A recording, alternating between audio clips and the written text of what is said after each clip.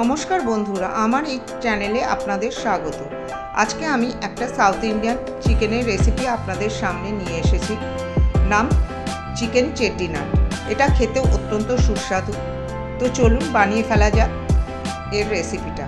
এর জন্য কিছু মশলা আমায় নিতে হবে। এর জন্য নিয়েছি আমি 1 চামচ জিরে, 1 চামচ মৌরি, 2 চামচ ধনিয়া, 2টো শুকনো লঙ্কা, 2টো কাশ্মীরি শুকনো লঙ্কা, এলাচ, দারচিনি, লবঙ্গ, 10 থেকে 12টা গোলমরিচ, একটা চক্রি ফুল, একটা জাবিত্রী, একটা তেজপাতা এবং পাথর ফুল। পাথর ফুলটা অবশ্য অপশনাল, আপনারা যদি না পান তাহলে না দিলেও চলবে। সবগুলো মশলা এবার একটা প্যানের মধ্যে নিয়ে নিতে হবে। প্রথমে তেজপাতাটা ছোট করে কেটে প্যানের মধ্যে নিয়ে নিলাম। তারপরে সমস্ত মশলাগুলো ওই প্যানের উপর ঢেলে দিলাম।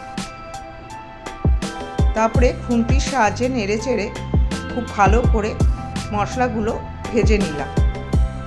খেয়াল রাখতে হবে মশলাগুলো যেন পুড়ে না যায়। জাস্ট একটু গরম হলে ও তার থেকে একটু সুগন্ধ বেরোনো পর্যন্তই মশলাগুলো ভাজতে হবে।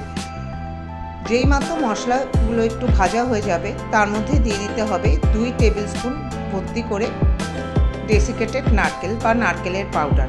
আপনারা এখানে ফ্রেশ নারকেলের কুচিও ব্যবহার করতে পারেন। সবগুলো দিয়ে ভালো করে নেড়েচেড়ে নিতে হবে। ফ্লেমটা একদম লো রাখতে হবে, নাহলে নারকেলগুলো পড়ে যাবে এবং মশলাটাও পুড়ে যাওয়ার চান্স থাকবে।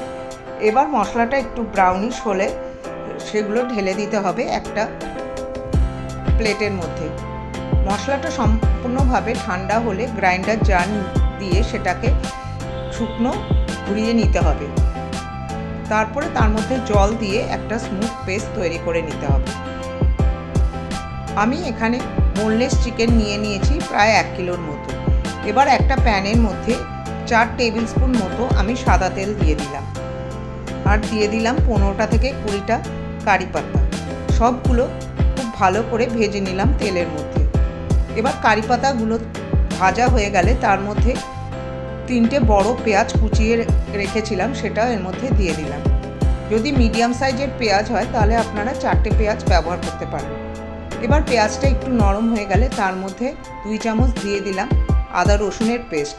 সবগুলো নেড়ে চেড়ে ভেজে তার মধ্যে 2টো টমেটো কেটে দিয়ে দিলাম। তারপরে উপর থেকে দিয়ে দিলাম ওই মাংসগুলো দেওয়ার পরে দিয়ে দিলাম তার মধ্যে হলুদ গুঁড়ো, লঙ্কার গুঁড়ো এবং কাশ্মীরি লঙ্কার গুঁড়ো। আমি মশলার মধ্যে শুকনো লঙ্কা এবং গোলমরিচ ইউজ করেছি, তাই আপনারা লঙ্কার গুঁড়োটা একটু হিসেব করে দেবেন। কাশ্মীরি লঙ্কার গুঁড়োটা আপনারা একটু বেশি দিতে পারেন, কারণ এটা রং নিয়ে আসে, এটার মধ্যে ঝাল তেমন থাকে না। সবগুলো নেড়ে চেড়ে মাংসর সঙ্গে খুব ভালো করে মিশিয়ে নিলাম এবং দিয়ে দিলাম স্বাদ মতো লবণ।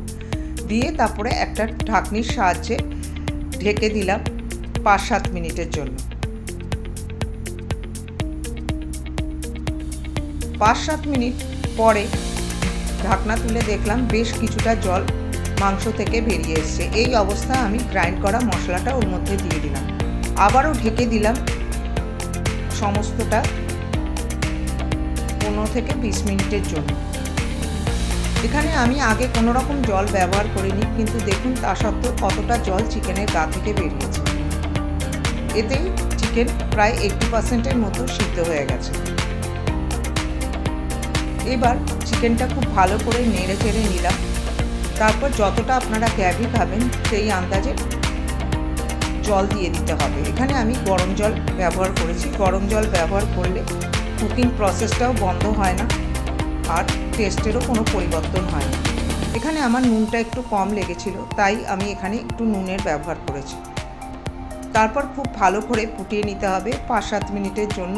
ঝোলটা একটু গাঢ় হয়ে গেলেই তার মধ্যে 1 মুঠ দিয়ে দিতে হবে ধনেপাতা। আরও 2-3 মিনিট সেটাকে ফুটিয়ে নিতে হবে। তৈরি হয়ে গেল আমার সুন্দর স্বাদের চেট্টিনাট চিকেন। এটা রুটি, ভাত, নান, তন্দুরি যে কোনো জিনিসের সঙ্গে খুবই ভালো লাগে খেতে। খেতেও অত্যন্ত সুস্বাদু। একবার বাড়িতে বানিয়ে দেখবেন আর কমেন্টে আমায় জানাবেন।